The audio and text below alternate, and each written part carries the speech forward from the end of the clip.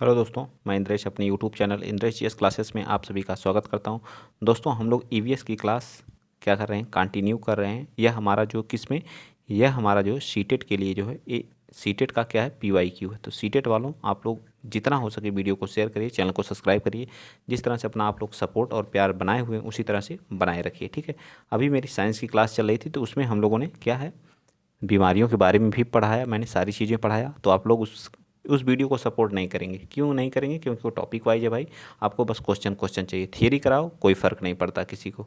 नहीं देखना भैया, एकदम व्यू देख रहा हूँ एकदम गिर गया है, ठीक है ना। शेयर करना नहीं कुछ करना है। आप लोग थोड़ी भी मेरी मेहनत का कदर करते हैं। मेरा भी पेपर है पीसीएस का, ठीक है। थोड़ा सा मैं इसमें आप लोगों को वीडियो दे नहीं पा रहा हूँ, ठीक है। अच्छे से जो है थोड़ा सा बस पेपर फिनिश हो जाए, उसके बाद आप लोग कंटिन्यू आप लोगों के साथ लगूंगा, ठीक है। बताइए, जल प्रदूषण अथवा जल जनित रोगों का एक उदाहरण निम्न में से कौन सा है?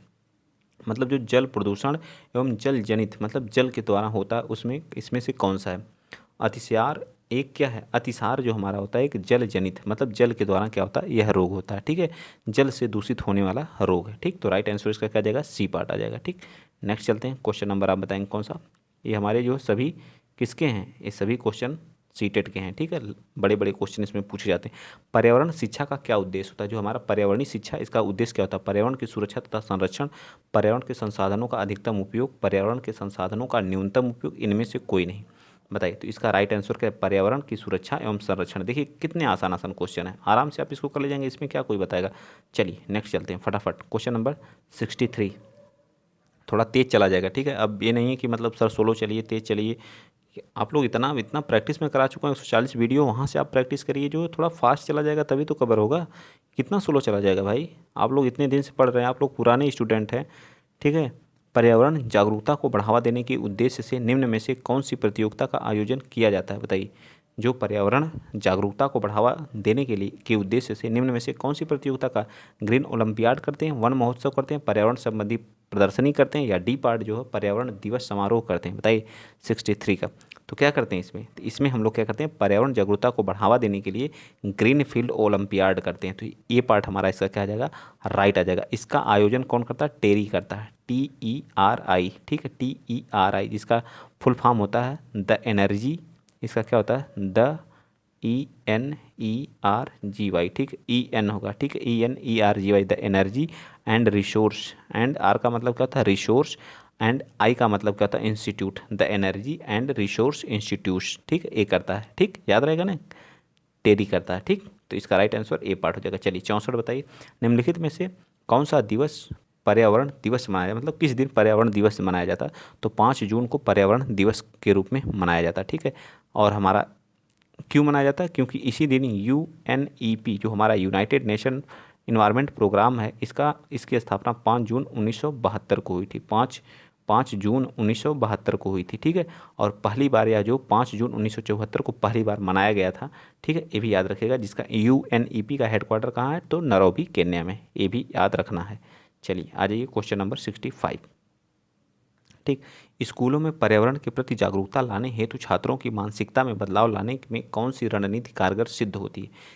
ए पार्ट, खेल प्रतियोगिता का आयोजन, बी पार्ट, पाठ्यक्रम में बदलाव तथा गैर शैक्षिक तथा रचनात्मक क्रियाकलापों को शामिल करके, सी पार्ट, परीक्षा के माध्यम से, या इनमें से कोई नहीं। बताइए 65 का राइट आंसर क्या है?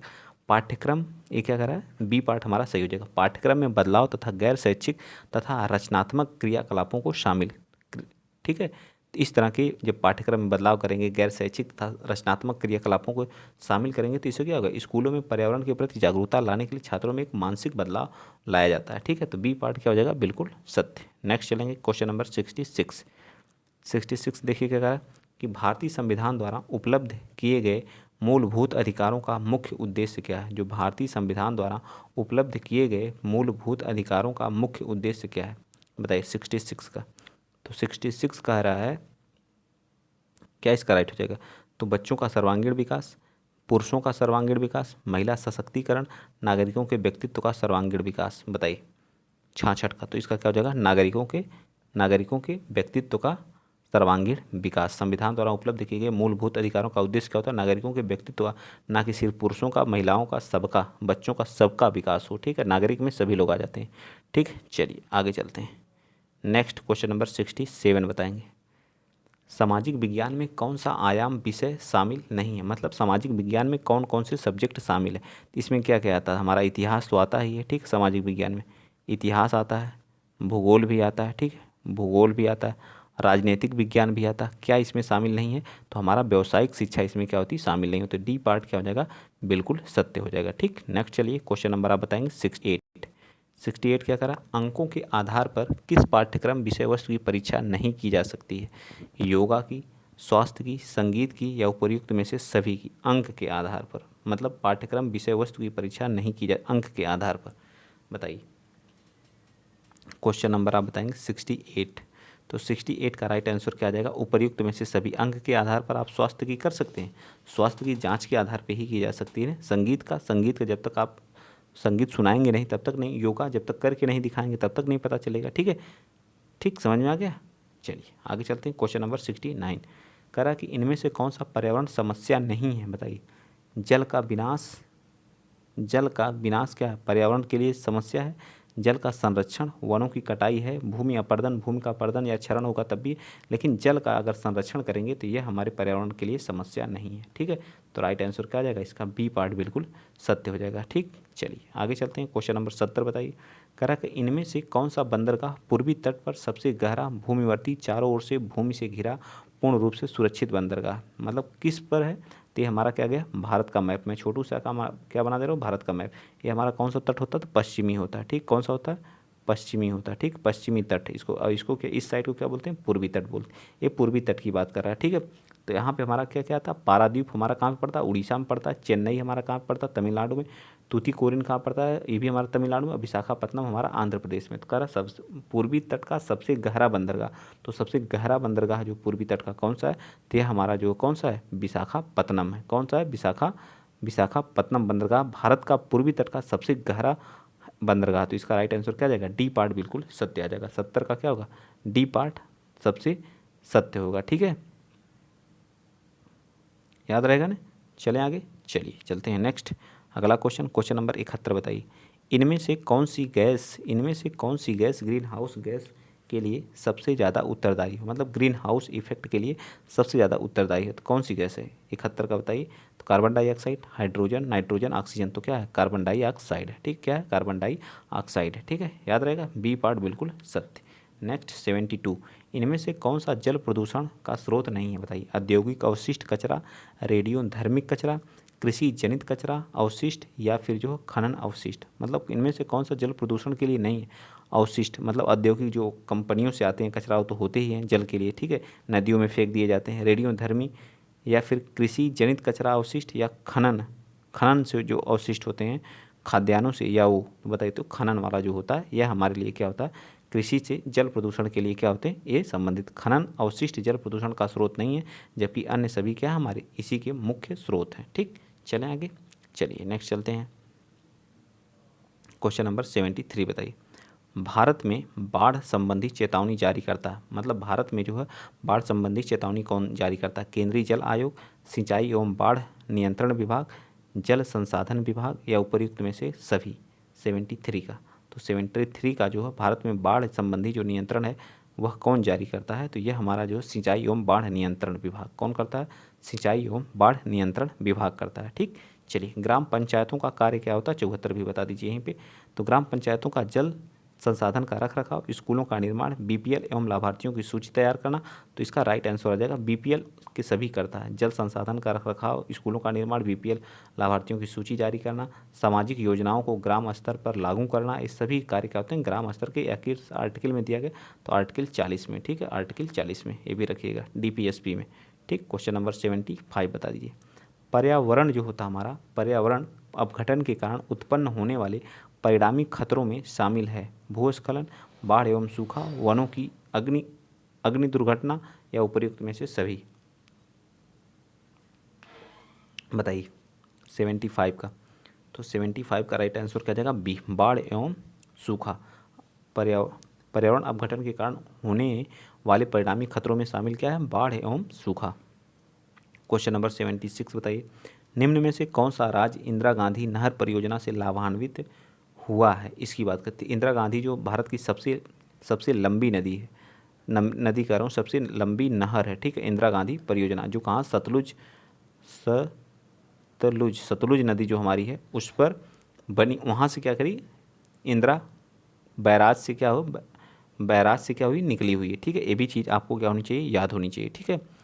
ठीक, इसको इंदिरा कैनाल के नाम से जान देते। इससे कौन सबसे ज़्यादा लाभान्वित होता है, तो सबसे ज़्यादा राजस्थान के लिए ही निकाली गई है, ठीक है। किसके लिए, राजस्थान के लिए। तो 76 का राइट आंसर क्या जाएगा, क्या जाएगा, सी पार्ट बिल्कुल सत्य आ जाएगा। क्वेश्चन नंबर 77 बताइए, इनमें से कौन सा पर्यावरण शिक्षक का एक सिद्धांत नहीं है, बताइए। इनमें से कौन सा पर्यावरण शिक्षा का एक सिद्धांत नहीं है, 77 का। तो पर्यावरण शिक्षा का एक सिद्धांत नहीं है, तो पर्यावरण शिक्षा में सभी की सहभागिता, पर्यावरण शिक्षा जीवन पर्यंत शिक्षा प्रणाली नहीं है। क्यों पर्यंत प्रणाली शिक्षा नहीं है, बिल्कुल है। तो यही हमारा क्या जाएगा, सही, क्योंकि हमने नेगेटिव पूछा है, बाकी सारे हमारे सही हैं। पर्यावरण शिक्षा का सामाजिक तथा आर्थिक उद्देश्य साथ साथ समुचित तालमेल तथा समान प्राथमिकता के आधार पर प्रचार प्रसार होना, बिल्कुल सत्य बात है। पर्यावरण शिक्षा एक समेकित और सामुदायिक प्रयास होना चाहिए, बिल्कुल सत्य है। लेकिन हमें पर्यावरण जीवन पर्यंत शिक्षा प्रणाली नहीं है, यह जीवन पर्यंत प्रणाली शिक्षा है, ये हमारा सही होना चाहिए। तो यही हमारा क्या जाएगा, बिल्कुल बी पार्ट हमारा बिल्कुल सत्य हो जाएगा। चलिए क्वेश्चन नंबर आप बताएंगे कौन सा, 78 बताइए। कह रहा नीली क्रांति संबंधित है, तो आपकी नीली क्रांति किससे संबंधित है, तो मत्स्य उत्पादन से हमारी क्या है, नीली क्रांति है, ठीक है। और श्वेत क्रांति किससे, दुग्ध उत्पादन से, ठीक है। श्वेत क्रांति हमारी किससे, दुग्ध उत्पादन से। हरित क्रांति किसकी है, हरित क्रांति जो हमारी किससे है, तो हरित क्रांति हमारी खाद्यान्न से उत्पादन से है, ठीक। किससे, खाद्यान्न उत्पादन से, ठीक, खाद्यान्न उत्पादन से हमारी हरित क्रांति है, ठीक। इंद्रधनुषी क्रांति क्या है, सभी क्रांतियों को सम्मिलित स्वरूप है, ठीक है। सभी तरह की क्रांतियाँ इसमें क्या है, सम्मिलित है। चलिए 79 बता दीजिए, इनमें से कौन मानव शरीर का एक घटक नहीं है, भूमि, धर्म, समुदाय, परिवार, बताइए। भूमि, समुदाय, परिवार या धर्म। 79, तो 79 का राइट आंसर हमारा धर्म इससे क्या कोई संबंधित नहीं है, तो बी पार्ट हमारा इसका क्या आ जाएगा, बिल्कुल सत्य आ जाएगा। चलिए 80 बताइए, पिघले हुए मैग्मा से निर्मित चट्टान है। जब हमारा मैग्मा क्या करता है, पिघल जाता है, तो उससे जो बनने वाली चट्टान होती है उसको क्या कहा जाता है, अग्नेय। क्या कहा जाता है, अग्नेय, ठीक है, अग्नेय कहा जाता है, ठीक है। पृथ्वी के अंदर उत्पन्न हलचल के फलस्वरूप पृथ्वी के अंदर उपस्थित लावा के बाहर आने पर ज्वालामुखी की संज्ञा दी जाती है, और ज्वालामुखी से निकलने वाला लावा को मैग्मा कहा जाता है। जब मैग्मा बाहर आते हैं तो ठंडा होने के पश्चात अग्नेय शैल का क्या कर लेते हैं, निर्माण कर लेते हैं। इन्हीं शैलों के ताप दाब तथा अपर्दन की क्रिया के रूप में रूपांतरित एवं अवसादी, इसके जो है क्या, ताप दाब से बनने वाली रूपांतरित शैल बनती है, और इन्हीं से अवसादी का भी निर्माण होता है। नेक्स्ट क्वेश्चन नंबर 81, इनमें से कौन सी गैस हमें सूरज की घातक किरणों यानी अल्ट्रावायलेट से क्या करती है, रक्षा करती है, बताइए कौन सी, तो ओजोन हमारी क्या करती है, इससे रक्षा करती है। नेक्स्ट चलिए क्वेश्चन नंबर चलते हैं 82, जब जलवाष्प में अवक्षेपित यानी संघनित होकर के द्रव के रूप में पृथ्वी पर गिरती है तो उसे क्या कहा जाता है, वर्षा कहा जाता है, जलवाष्प कहा जाता है, बर्फ कहा जाता है या बादल कहा जाता है। 82 का बताइए, तो 82 का क्या हो जाएगा, वर्षा कहा जाता है, ठीक। संघनित होकर के जब पृथ्वी पर गिरती है तो उसे क्या, वर्षा कहते हैं। चलिए क्वेश्चन नंबर 83, कटीली झाड़ियाँ पाई जाती हैं गर्म तथा आर्द्र, जो कटीली झाड़ियाँ होती हैं, जो कांटे, जो थार के मरुस्थल जो होते हैं वहाँ पे पाई जाती हैं, तो 83 का क्या जाएगा, बताइए। 83 का बी पार्ट, गर्म एवं शुष्क मरुस्थलीय जलवायु में, बिल्कुल सत्य, वहाँ कटीली झाड़ियाँ पाई जाती हैं, ठीक है। इस तरह के पेड़ पौधे पाए जाते हैं, छोटे पौधे पाए जाते हैं, और इनकी जो जड़ें रहती हैं बहुत अंदर तक जाती हैं पानी की खोज में, ठीक है। ये भी याद रखिएगा मरुस्थलीय पौधों की। स्वर्णिम रेशा इनमें किसे कहा जाता है, स्वर्णिम रेशा किसे कहा जाता है, तो स्वर्णिम रेशा जो है कपास को कहा जाता है। तो सबसे ज़्यादा भारत में कपास उत्पादन करने वाला राज्य कौन सा है, तो वेस्ट बंगाल है, ठीक। कौन सा है, कपास, वेस्ट बंगाल नहीं हमारा है, ठीक है। जूट उत्पादन करने वाला वेस्ट बंगाल, जूट उत्पादन में वेस्ट बंगाल नंबर 1, ठीक है। तो कौन सा है कपास उत्पादन में, बताइए। कपास उत्पादन में कौन सा, गुजरात है, कौन सा है, गुजरात, ठीक है, याद रखेंगे आप लोग। इसके लिए कौन सी मिट्टी की आवश्यकता होती है, काली मिट्टी की आवश्यकता होती है, ये भी याद रखेंगे, ठीक। तो बी पार्ट क्या हो जाएगा, बिल्कुल सत्य हो जाएगा। 85 बताइए, पृथ्वी का जुड़वा ग्रह किसे कहा जाता है, तो शुक्र को पृथ्वी की जुड़वा ग्रह के, सबसे ज़्यादा बृहस्पति, मतलब सबसे ज़्यादा उपग्रह किसके पास हैं, तो वो भी हमारे बृहस्पति के पास हैं, ठीक है। और शनि दूसरे नंबर का, जिसके शनि कुछ दिन पहले नंबर 1 पे था, लेकिन इस समय वर्तमान में फिर बृहस्पति के पास सबसे ज़्यादा उपग्रह हो गए हैं, ठीक है, ये भी याद रखिएगा। चलिए मंगल पे क्या फेरस पाया जाता है, मतलब आयरन पाया जाता है, ठीक, चलिए 86। इनमें से विश्व का सबसे ऊंचा पठार कौन सा है? तो विश्व का सबसे ऊंचा पठार कौन सा है? तिब्बत का पठार है। ठीक है, तिब्बत का पठार क्या है? सबसे ऊंचा है। ठीक, चलिए 87 बता दीजिए। मानव निर्मित या मानव जनित आपदा का उदाहरण कौन सा? भूकंप है, रासायनिक आपदा है, भूस्खलन है या सुनामी है? तो रासायनिक आपदा जो होती है वह मानव द्वारा, बाकी भूकंप सुनामी ये जो है क्या है? नेचुरल, प्राकृतिक आपदा है। ठीक, चलिए भोपाल त्रासदी गैस के जिम्मेदार क्या थी? मतलब जब आई थी ये कब आई थी? 1984 में। कहाँ पे आई थी? भोपाल में। ठीक, कहाँ पे आई थी? भोपाल में। इसमें क्या थी? मिथाइल आइसोसाइनेट थी। क्या थी? कौन सी गैस थी? मिथाइल आइसोसाइनेट थी। ठीक, याद रहेगा, जिसको बोलते हैं MIC, मिथाइल आइसोसाइनेट। ठीक, कंपनी कौन सी थी? भोपाल त्रासदी गैस 1984 की यह घटना है। ठीक, चलिए बहुत सारे लोग इसमें मारे गए थे। 89 कौन सी गैस जो ग्रीन हाउस इफेक्ट से संबंधित नहीं? CO2 है, CO2 है, नाइट्रस ऑक्साइड, नाइट्रोजन, मीथेन। तो नाइट्रोजन इससे संबंधित नहीं, बाकी हमारी सभी हैं। ठीक है, ग्रीन हाउस से। 90 बता दिए। समुद्री प्रदूषण के कारण नष्ट हो रहे हैं, समुद्री जो समुद्र में प्रदूषण हो रहा है उसके कारण क्या नष्ट हो रहे हैं? तो उससे हमारे क्या नष्ट हो रहे हैं बताइए, क्या नष्ट हो रहे हैं? तो उससे हमारे क्या? मैग्रो वन नष्ट हो रहे हैं। ठीक है, मैग्रो वन। मैंने 30 क्वेश्चन कराया है आज जो है। ठीक, और अब बहुत ही बेहतरीन ये हमारा प्रैक्टिस सेट था। आज संस्कृत का आप लोग संस्कृत कर रहे थे, संस्कृत की भी क्लास चला दिया हूँ।